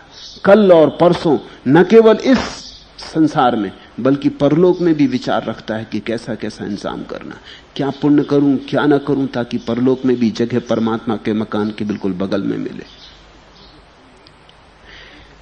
ये जो संयोजन है, ये जो प्लानिंग है, इसको बुद्ध कहते हैं ये बंधन है। सहज होकर जिए। तुम्हारे सारे संयोजन काल्पनिक हैं। लियो टॉल्स्टॉय की मैं एक कहानी पढ़ रहा था। एक गरीब आदमी एक बगीचे में ककड़ियां चुराने घुसा। खूब ककड़ियां लगी थी। अभी ककड़ियां उसने तोड़ी नहीं थी, लेकिन ककड़ियों को देख के उसका मन बड़ी कल्पनाओं से भर गया। उसने कहा कि अब आज तो गजब हो गया, सारी ककड़ियां ले जाऊंगा, बेच के जो पैसा आएगा उससे मुर्गियां खरीद लूंगा, अंडे बेचूंगा, अंडों से जो पैसे मिलेंगे तो एक भैंस खरीद लूंगा, फिर दूध बेचूंगा, फिर दही बेचूंगा, फिर घी बेचूंगा, फिर पैसे आते जाएंगे। तो मैं भी इससे अगर 10 गुना बगीचा लगा के ना दिखलाया तो मेरा नाम नहीं, ककड़ियां ही ककड़ियां पैदा करूंगा। और यह ध्यान रखना, उसके मन में ख्याल आया कि जिस तरह मैं चोरी करने आया हूं, कोई अगर चोरी करने आ गया तो उसने कहा ध्यान रखना इस तरह का मेरे बगीचे में ना चलेगा। अब वो सोचने लगा जोर जोर से कि ये भी हो सकता है चोरी हो जाए। उसने कहा इस तरह मेरे बगीचे में ना चलेगा, पहरेदार रख दूंगा, और रख ही नहीं दूंगा पहरेदार, क्योंकि पहरेदारों का आजकल क्या भरोसा है, खुद ही मिल जाएं चोरों से। तो बीच बीच में जाके चिल्ला के आवाज देता रहूंगा, सावधान होशियार रहना। इतने जोर से निकल गई ये बात, सावधान होशियार रहना, कि वो माली आ गया भाग के, ये पकड़े गए बुरी तरह। ककड़ी अभी तोड़ी भी न थी, संयोजन बहुत कर लिया, संयोजन जरूरत से ज्यादा हो गया। संयोजन में जीता है संसारी मन, संयोजन के बिना जीता है सन्यासी मन। सन्यास यानी सहज होकर जीना। जो चढ़े हुए क्रोध को भटक गए रथ की भांति रोक लेता है, उसी को मैं सारथी कहता हूं। बुद्ध कहते हैं क्रोध न आया, क्रोध की परिस्थिति न बनी और तुमने क्रोध ना किया, ये थोड़ी कोई गुण है। किसी ने गाली ना दी तो तुमने क्रोध ना किया, किसी ने बुरा भला ना कहा तो तुमने क्रोध नहीं किया, तो ये थोड़ी कोई गुण है। चढ़े हुए क्रोध को जो भटक गए रथ की भांति रोक लेता, उसी को मैं सारथी कहता हूं। किसी ने गाली दी और तुमने क्रोध ना किया, किसी ने जूता फेंक दिया और तुमने क्रोध ना किया। जो चढ़े गए क्रोध को भटक गए रथ की भांति रोक लेता है, उसी को मैं सारथी कहता हूं। दूसरे तो केवल लगाम थामने वाले। कभी कभी ऐसा होता ना, तुम्हारा छोटा बेटा भी रथ में बैठा हो और लगाम थाम लेता। अब रथ तो चले गए, कभी कभी तुम्हारी कार में बैठा हो तो स्टीयरिंग व्हील संभाल लेता है। हालांकि तुम बिल्कुल नहीं छोड़ देते, तुम पकड़े रहते हो, हिसाब रखते हो, मगर वो थाम का बड़ा मजा लेने लगता है। मगर वो सिर्फ लगाम थामने वाला है। अड़चन आ जाएगी तो उससे कुछ गाड़ी संभलने वाली नहीं है, संभालनी तुम्हें ही पड़ेगी। वो कोई सारथी नहीं है। तो बुद्ध कहते हैं अक्रोध को क्रोध से जीते, साधु से जीते असाधु को। हमारे भीतर क्रोध पड़ा है, उसे अक्रोध से जीतना, और हमारे भीतर असाधु पड़ा है, उसे साधु से जीतना, और हमारे भीतर कृपणता पड़ी है, उसे दान से जीतना, और हमारे भीतर झूठ पड़ा है, उसे सच से जीतना। ऐसा जो करने में सफल हो जाए वो मनुष्य देवताओं के पास पहुंच जाता है, वो मनुष्य देवता हो जाता है। उस मनुष्य के भीतर भगवत्ता प्रकट होने लगती है। दूसरी कथा, राजगृह के श्रेष्ठी की पूर्णा नामक एक दासी थी। एक रात वह धान कूटती हुई पसीने से भींगकर बाहर आकर खड़ी हो गई। आधी रात थकी मांदी अपने प्रेमी की प्रतीक्षा कर रही थी। प्रेमी को आता न देख बड़ी दुखी भी होने लगी। थकी मांदी भी थी और कामातुर भी। प्रेमी को आता न देख स्वाभाविक था कि उसके मन में दुख पैदा हो। दिन भर धान कूटती रही इसी आशा में कि रात प्रेमी आएगा। चिंता के कारण सो भी न सकती थी। 2-4 बार बिस्तर पे भी गई, फिर लौट लौट बाहर आ गई कि कहीं ऐसा ना हो कि मैं नींद में सो जाऊं और प्रेमी आए और द्वार पर दस्तक दे और मुझे सुनाई भी ना पड़े। थकी मांदी इतनी हूं कि अगर डूब गई नींद में तो दस्तक सुनाई ना पड़ेगी। तो बार बार लौट के बाहर आ जाती। तभी उसने देखा कि पास के आम्रकुंज में, जहां बुद्ध का निवास था, जहां बुद्ध ठहरे थे, जहां बुद्ध का विहार चल रहा था और उनके हजारों भिक्षु ठहरे हुए थे, उसने देखा अनेक भिक्षु शांत बैठे हैं, अनेक भिक्षु खड़े हैं, अनेक भिक्षु चल फिर रहे हैं।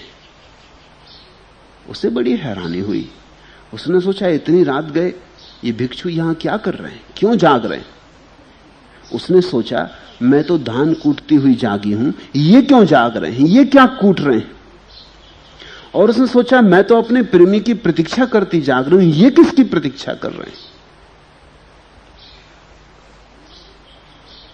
फिर हंसी और अपने आप ही बोली, अरे सब भ्रष्ट हैं, ढोंगी हैं, पाखंडी। ये भी अपने प्रेमी और प्रेसियों की प्रतीक्षा कर रहे हैं। अंथा आधी रात को जागने का क्या प्रयोजन है। दूसरे दिन सुबह भगवान उसके द्वार पर भिक्षाटन के लिए गए। वह तो बहुत चौंकी। भगवान को वह इंकार करना चाहकर भी इंकार न कर सकी।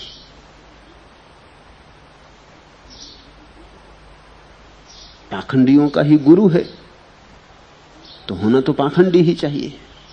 इंकार तो करना चाहती थी, लेकिन सामने खड़े हुए इस शांत मुद्रा व्यक्ति को इंकार कर भी ना सकी। तो उसने भगवान को किसी तरह भोजन कराया। भोजनोपरांत भगवान ने उससे कहा, पूर्णे, क्यों तू मेरे भिक्षुओं की निंदा करती। उसे तो भरोसा ना आया, क्योंकि उसने ये बात किसी से कही ना थी। वह बोली, भंते, निंदा मैं तो नहीं करती। मैंने कब की निंदा। भगवान ने कहा, रात की सोच, रात तूने क्या सोचा था। पूर्णा बहुत शर्मिंदा हुई और फिर उसने सारी बात कह सुनाई।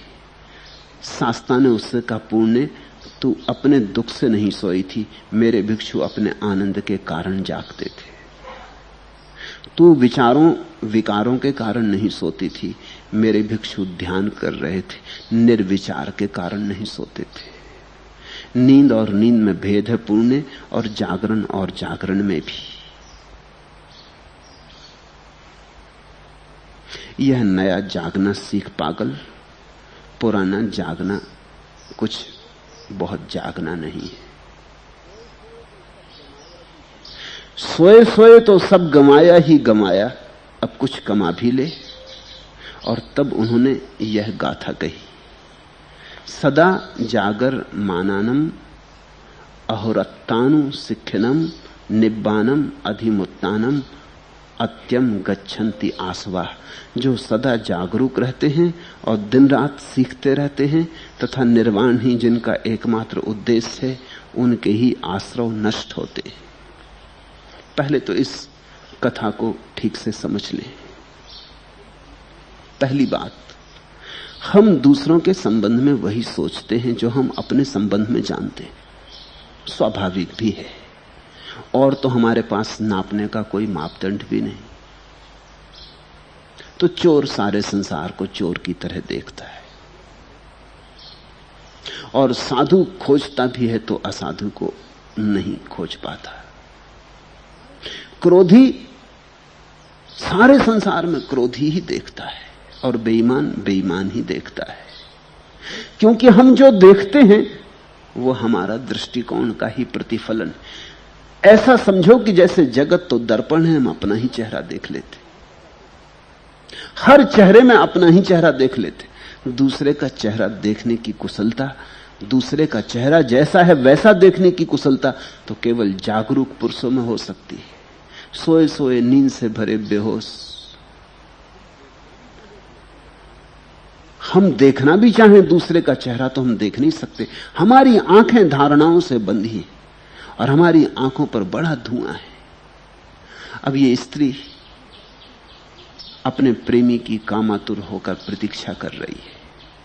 ये जानती है कि आधी रात जागने का क्या कारण, ये भिक्षु क्यों जाग रहे हैं। इसे तो कभी सपने में भी ख्याल ना आया होगा कि जागने का कोई और कारण भी हो सकता है। ये क्यों जाग रहे हैं? ये भी जरूर मेरी तरह किसी उलझन में पड़े, सो नहीं पा रहे, इनको भी कोई चिंता पकड़े हुए है, कोई बेचैनी इनके ऊपर भी सवार है, कोई भूत इन्हें भी सता रहा है जैसे मुझे सता रहा है। तो सोचा उसने ये सब पाखंडी, अरे ढोंगी, भ्रष्ट। ख्याल रखना, जब तुम दूसरे के संबंध में कोई निर्णय लो तो तुम अपने संबंध में खबर देते हो। तुम जो निर्णय दूसरे के संबंध में लेते हो वो दूसरे के संबंध में सही हो न हो, तुम्हारे संबंध में निश्चित ही सही होता। दूसरे के संबंध में निर्णय लेने से सावधान रहना, लेना ही मत। इसलिए जीसस ने कहा, जज ई नॉट।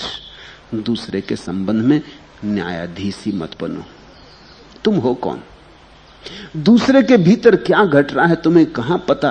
तुम्हें अपने भीतर क्या घट रहा है इसका भी पता नहीं चलता है। तुम अपने ही भीतर नहीं गए, तुम दूसरों के भीतर जाने की बात ही मत सोचो।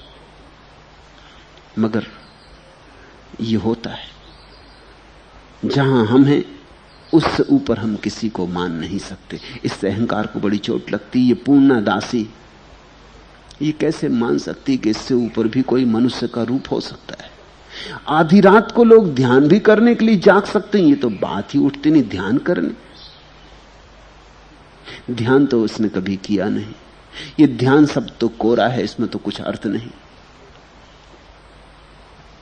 यहां लोग आ जाते, वो लोगों को यहां ध्यान करते देखते सन्यासियों को, उन्हें भरोसा नहीं आता। वो सोचते ये सब पागल हो गए।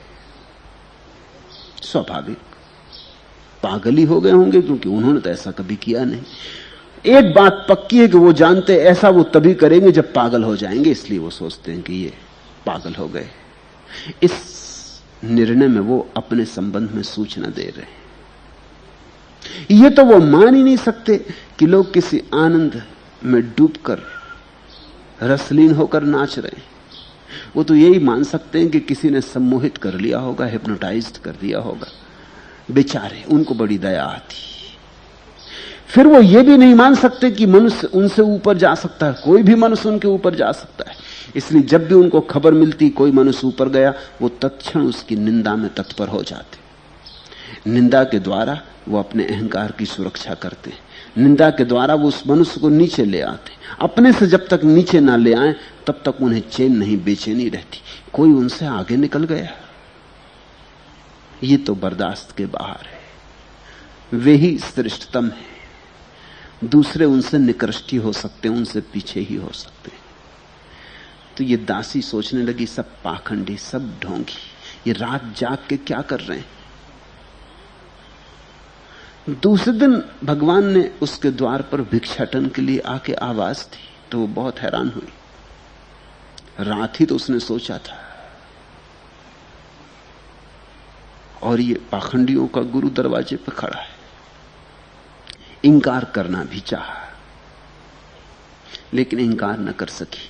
कभी ऐसे क्षण आते हैं जीवन में जब तुम्हारे अहंकार से निकली हुई आवाज किसी के व्यक्तित्व के प्रभाव में छीन पड़ जाती, दब जाती, टूट जाती।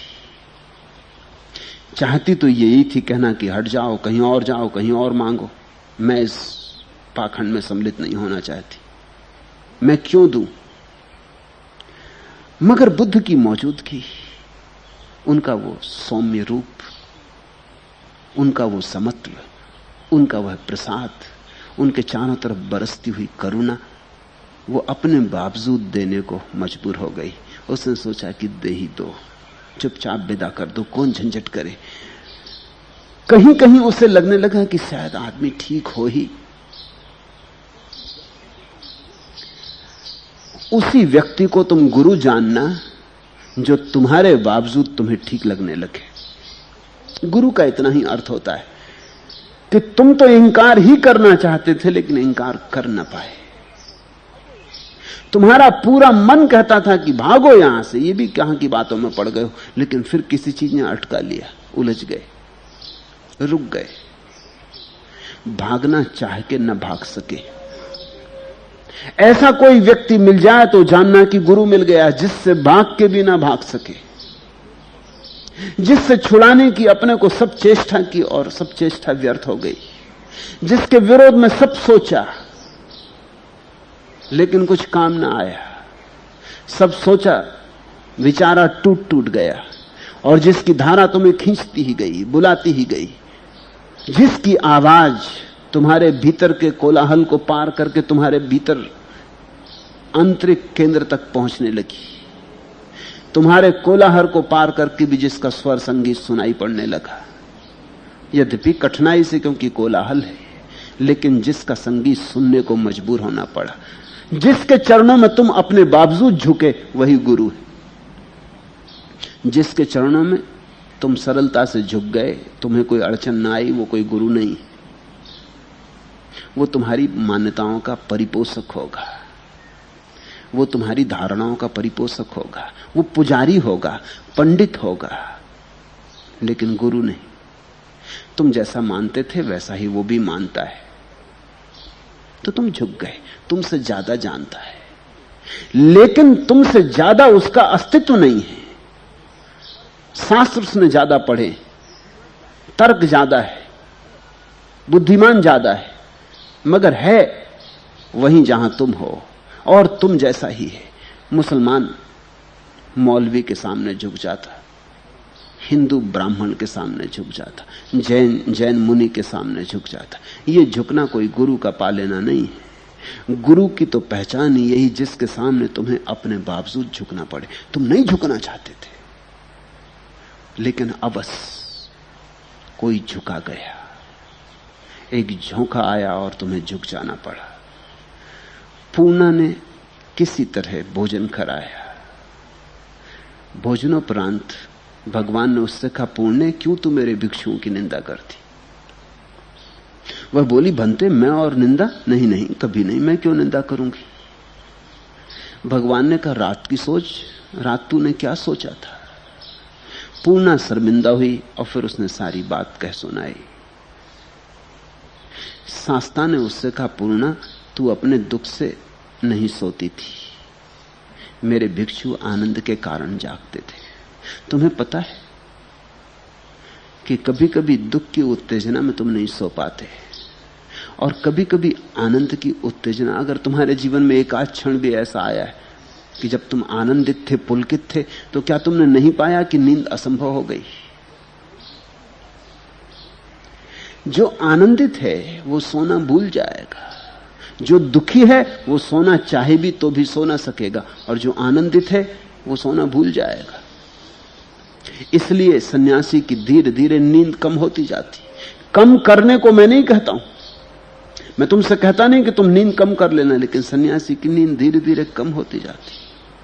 कृष्ण तो कहते हैं कि योगी जागता ही रहता है जब सारा संसार सोया होता है। नींद की जरूरत धीरे धीरे कम हो जाती। जैसे जैसे तुम्हारे भीतर की चेतना जागरूक होने लगती है, वैसे वैसे शरीर सो भी जाए तो भी तुम नहीं सोते हो। और आधी रात से बेहतर समय ध्यान के लिए कोई हो नहीं सकता, क्योंकि संसार का कोलाहल हट गया, उपद्रवी सब सो गए, सब राजनीतिक गहरी नींद में पड़ गए। अब न कहीं कोई चुनाव चल रहा है, न कहीं कोई उपद्रव है, न कोई शोर सवाराबा है, कुछ भी नहीं है, सब सन्नाटा हो गया। तो आधी रात से ज्यादा सुंदर कोई क्षण नहीं है, पृथ्वी सो जाती। पौधे सो जाते, पक्षी सो जाते। उस सन्नाटे में जागने की बड़ी सुविधा है। तो कुछ भिक्षुओं को उसने देखा, बैठे हैं लेकिन जागे हुए, कुछ धीरे धीरे चल रहे हैं, कुछ खड़े। ये क्या कर रहे हैं? का दिमाग खराब हो गया। संसारी जागता है ठीक, चिंता बेचैनी इनको क्या हो रहा है? अरे सब भ्रष्ट है। बुद्ध ने उससे कहा, तू अपने दुख से नहीं सोती थी, ये भिक्षु अपने आनंद के कारण जागते थे। तू विचारों में डूबी थी, चिंताओं में, विकारों में, ये ध्यान में डूबे थे। ध्यान में नींद कहां?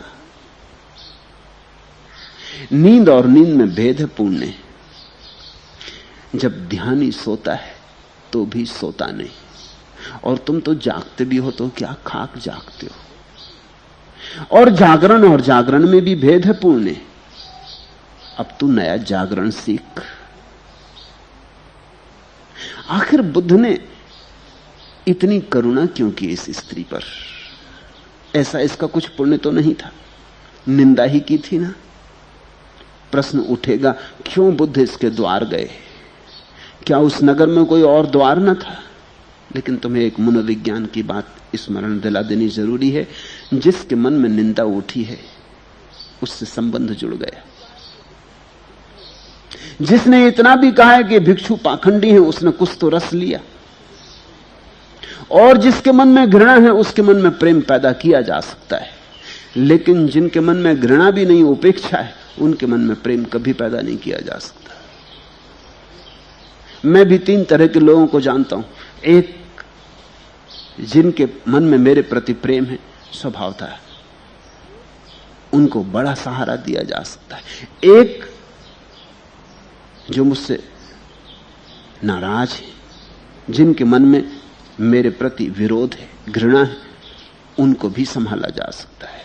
और तीसरे वे जिनको उपेक्षा है, जिनको कुछ लेना देना नहीं, उनके साथ कुछ भी नहीं किया जा सकता। बुद्ध का जाना सूचक है। इस स्त्री ने कम से कम घृणा तो जाहिर की, इसने कुछ तो किया। अगर इसने उपेक्षा की होती तो बुद्ध ने द्वार पर दस्तक न दी होती। इसने इतना तो श्रम उठाया कि कहा कि सब पाखंडी। जरूरी है कि इसको जाके कहा जाए कि सब पाखंडी नहीं। जरूरी है कि इसे जगाया जाए, ये जाग सकती है। एक यहूदी फकीर ने किताब लिखी और जो यहूदियों का सबसे बड़ा धर्मगुरु था उसके पास भेजी। जिसके हाथ भेजी उससे कहा, एक बात ख्याल रखना, वो जो भी कहे ख्याल रखना और आके मुझे बता देना। वो युवक गया किताब लेके। वो फकीर की किताब थी। फकीर से धर्मगुरु नाराज था, धर्मगुरु फकीरों से सदा नाराज रहे। उस धर्मगुरु ने जैसे ही देखा कि किताब फकीर की, उसने उसे उठा के दरवाजे के बाहर फेंक दिया। उसने हटाओ, इस किताब को भीतर मत लाओ, क्या मेरे घर को अपवित्र करना? लेकिन उस धर्मगुरु की पत्नी ने कहा, ऐसी भी क्या बात, हजारों किताबें अपने घर में ये भी रखी रहती, और अगर फेंकना ही था तो इस आदमी के जाने के बाद फेंक सकते थे। नहीं पढ़ना था तो नहीं पढ़ते। कितनी किताबें पढ़ी हैं जो तुमने कभी नहीं पढ़ी, ये भी पढ़ी रहती। मगर ऐसा असद व्यवहार करने की क्या जरूरत? उस युवक ने ये सब बात सुनी। वो लौटा फकीर को। फकीर को उसने कहा कि धर्मगुरु ने तो किताब एकदम फेंक दी, एकदम आग बबूला हो गया। मुझे ऐसा लगा कि मुझ पर हमला न कर बैठे, जैसे हाथ में अंगारा रख दिया हो। लेकिन उसकी पत्नी बड़ी भली, उसने कहा कि ऐसा न करो, किताब रख दो, घर में इतनी किताबें हैं, न पढ़नी हो मत पढ़ना, कितनी तो हैं जो तुमने कभी नहीं पढ़ी, और अगर फेंकना ही हो तो पीछे फेंक देना, ऐसा असद व्यवहार क्यों करते हो? वो फकीर उस युवक से बोला, ना समझ, उस धर्मगुरु को तो मैं किसी न किसी दिन बदल लूंगा, लेकिन उसकी पत्नी को बदलना असंभव। उसकी पत्नी में उपेक्षा है। वो कहती पड़ी रहने दो, एक कोने में पड़ी रहेगी, क्या हर्जा है, इतनी किताबें पढ़ी, ये भी पड़ी रहेगी, और फेंकना हो तो पीछे फेंक देना, इतनी गर्मा गर्मी क्या? फकीर कहने लगा, ध्यान रख, उस धर्मगुरु को तो मैं बदल लूंगा, वो तो मेरे पीछे आज नहीं कल आ जाएगा। इतनी गर्मा गर्मी है ना, इतना गर्म नाराजगी, तो यही नाराजगी प्रेम भी बन सकती है। शत्रु मित्र बन सकता है, मित्र शत्रु बन सकते हैं, लेकिन जो तटस्थ हैं वो ना तो मित्र बनते हैं ना शत्रु बनते हैं। बुद्ध उसके द्वार पर इसलिए गए। और ये अपूर्व गाथा उन्होंने कही, जो सदा जागरूक रहते हैं और दिन रात सीखते रहते हैं तथा निर्वाण ही जिनका एकमात्र उद्देश्य है, उनके ही आश्रव नष्ट होते हैं, उनके ही पाप नष्ट होते हैं, उनका ही अंधेरा टूटता, उनका ही अज्ञान गिरता है। जो सदा जागरूक, सदा जागर मानानम, और जो दिन रात सीखते रहते हैं, जिनका शिष्यत्व पूर्ण है, जो सीखने में चूकते ही नहीं, दिन हो कि रात, सुबह हो कि सांझ, अपना हो कि पराया, शत्रु हो कि मित्र, कोई घृणा करे कि प्रेम, कोई गाली दे कि सम्मान, जो सीखते ही रहते हैं, जो हर चीज को अपने लिए शिक्षण में बदल लेने की कला जानते हैं, उसी का नाम तो शिष्य है। मैंने तुमसे कहा गुरु वह जिसके सामने तुम्हें विवश अपने बावजूद झुकना पड़े, और शिष्य वह जो हर स्थिति में सीख ले। ऐसी कोई स्थिति ना हो जिसमें वो कहे इसमें सीखने को कुछ भी नहीं, ऐसी स्थिति होती ही नहीं। सभी स्थितियों में सीखा जा सकता है। अहो रत्तानु सिखनम, दिन हो कि रात, सफलता हो कि असफलता, जय हो कि पराजय, जन्म हो कि मृत्यु,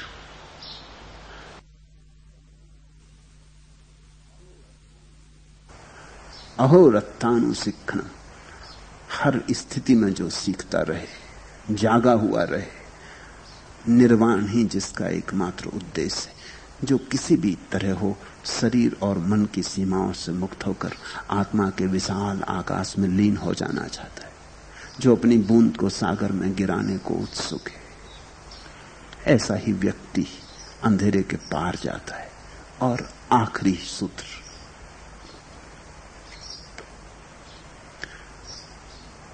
प्यारी घटना है। श्रावस्ती का अतुल नामक एक व्यक्ति 500 और व्यक्तियों के साथ भगवान के संग में धर्म श्रवण के लिए गया। वह क्रमशः स्थिविर रेवत, स्थिविर सारीपुत्र और आयुष्मान आनंद के पास जा फिर भगवान के पास पहुंचा। ऐसी ही व्यवस्था थी। बुद्ध के जो बड़े शिष्य थे, पहले लोग उनको सुने, समझें, कुछ थोड़ी पकड़ आ जाए, कुछ थोड़ा समझ आ जाए, तो फिर भगवान को जाके पूछ लें। भगवान से उसने कहा, भंते, मैं इतनी प्रबल आशा से धर्म श्रवण के लिए आया था, लेकिन रेवत स्थवर कुछ बोले ही नहीं, चुपचाप बैठे रहे। ये कोई बात हुई? मैं अकेला भी नहीं, 500 लोगों के साथ आया था। हम दूर से यात्रा करके आए थे। बड़ा नाम सुना था रेवत का कि ज्ञान को उपलब्ध हो गए हैं, आपके बड़े शिष्य। ये क्या बात हुई? हम बैठे रहे और वो चुपचाप बैठे रहे, कुछ बोले नहीं। ये तो बात कुछ जची नहीं। फिर हम सारीपुत्र के पास गए। सारीपुत्र बोले, लेकिन इतना बोले कि सब हमारे सिर पे से बह गया। जरूरत से ज्यादा बोल गए और ऐसी सूक्ष्म सूक्ष्म बातें कहीं कि हमारे पकड़ में ही ना आई। ऐसी हालत आ गई कि बैठे बैठे ऊब आने लगी, उबकाई आने लगी, झपकी लग गई, कई बार तो सो भी गए। ये भी कोई बात हुई भगवान? इतना बोलना चाहिए? इस तरह सूक्ष्मता की बातें कहनी चाहिए? हमारी समझ में जो पड़े वो कहो, और जितना समझ में पड़े उतना कहो। तुमने इतना ज्यादा कह दिया कि जो थोड़ा बहुत समझ में पड़ता वो भी बह गया तुम्हारे पूर में। ये सारीपुत्र तो पूर की तरह मालूम होते हैं। बाढ़ आ गई, एक चुपचाप बैठे रहे, उनसे एक बूंद न मिली। एक सज्जन थे कि ऐसे बरसे मूसलाधार कि कुछ हाथ न लगा। और फिर हम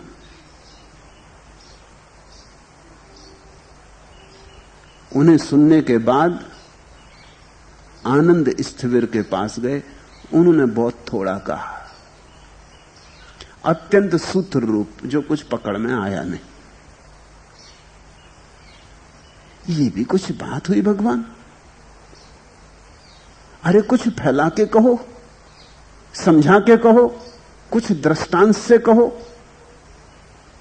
कुछ दोहरा के कहो कि हमारी समझ में पड़ जाए। सूत्र रूप दोहरा दिया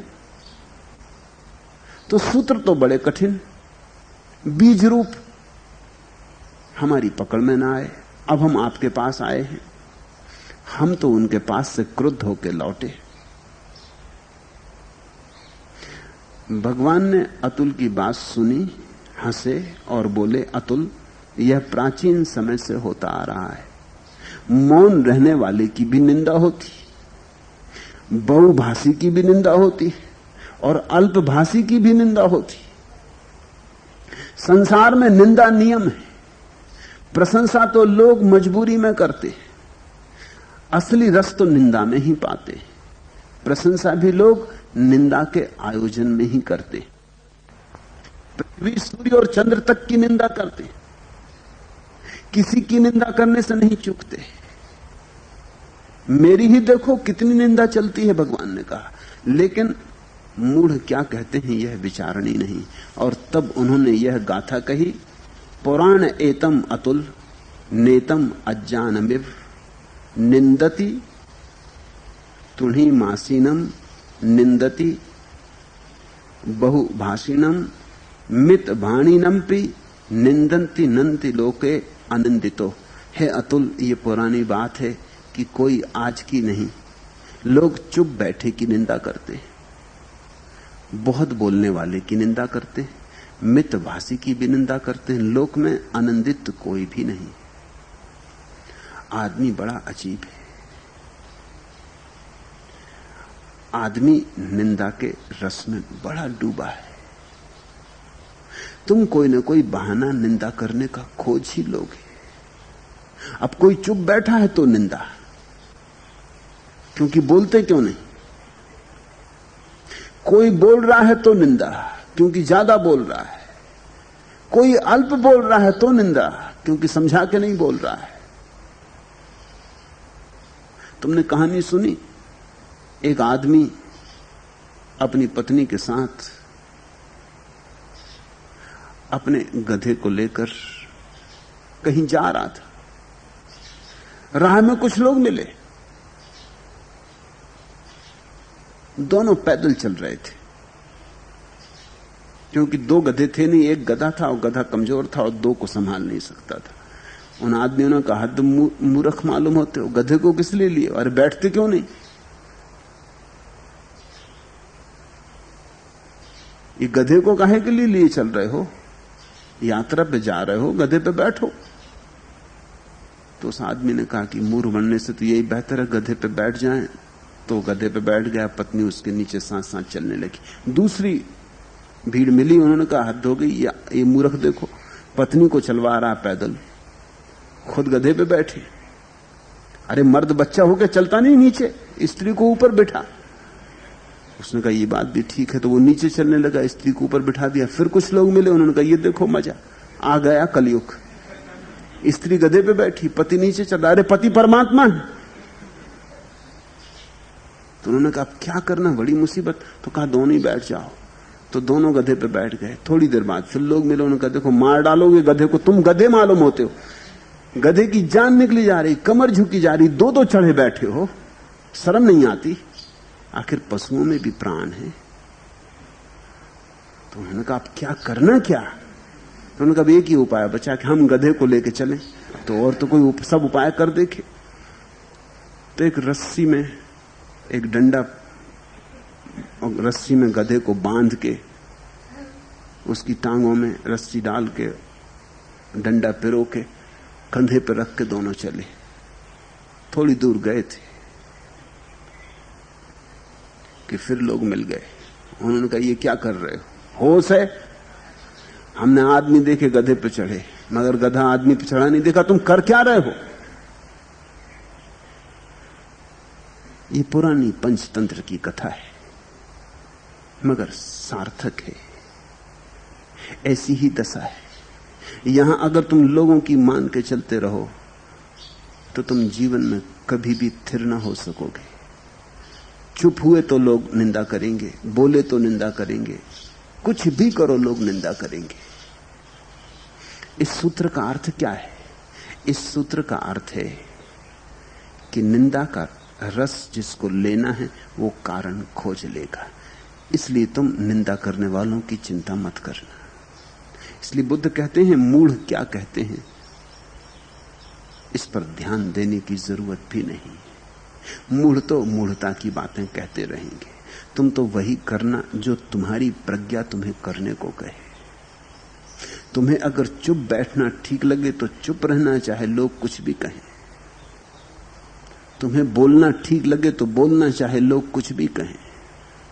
तुम्हें अल्पभाष ठीक लगे तो अल्पभाषण करना, और तुम्हें धारा बहानी हो बाढ़ की तो धारा बहाना। तुम लोगों की चिंता मत लेना कि लोग क्या कहते हैं। तुम अपने जीवन के मालिक हो।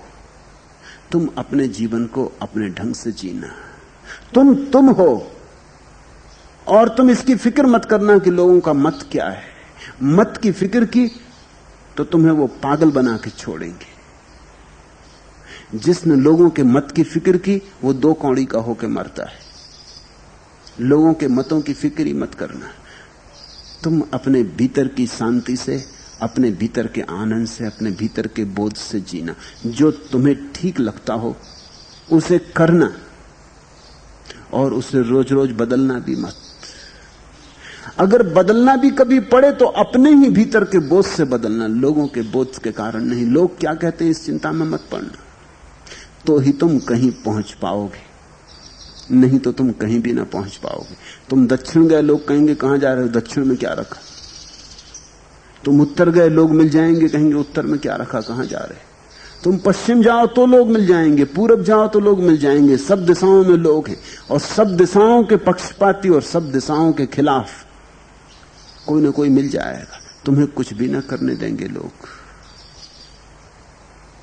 तुम्हें अगर जीवन में कुछ पाना हो, कोई सिद्धि, कोई उपलब्धि, अगर जीवन के रस से तुम्हें कुछ निचोड़ना हो, कोई सुगंध, तो तुम अपनी धुन में रमे रहना। एक बात इस सूत्र से निकलती है, और दूसरी बात कि दूसरे क्या कर रहे हैं इसका तुम निर्णय मत करना। तुम इस निंदा में मत पड़ना कि वो ठीक कर रहे कि गलत कर रहे। कौन जाने, वो जाने, उनका जाने। ना तो तुम दूसरों को बाधा देने देना अपने काम में, और ना दूसरों के काम में बाधा देना। दुनिया काफी सुंदर हो सकती है अगर लोग एक दूसरे के कामों में बाधा ना दें, मंतव्य ना दें, निर्णय ना दें। प्रत्येक व्यक्ति को स्वयं होने का अधिकार है, और प्रत्येक व्यक्ति को अपनी जीवन दिशा खोजने का जन्म सिद्ध अधिकार है, होना चाहिए। तुम दोनों बातों का स्मरण रखना। न तो दूसरे पर बाधा देना कि तुम क्या कर रहे हो, कैसा कर रहे हो, तुम्हें ऐसा नहीं करना चाहिए। तुम किसी के नियंता नहीं हो, मालिक नहीं हो। उसे अपने ढंग से जीने दो, उसे परमात्मा को अपने ढंग से खोजने दो, और ना तुम किसी को अपना मालिक बनाना। कोई तुम्हारा मालिक नहीं। इस परम स्वतंत्रता में जो जीता है वही एक दिन अपने भीतर के दिए को खोज पाता है, जला पाता है। उसी को बुद्ध ने कहा, अपो दीपो भव, अपने दिए बनो। आज इतना है।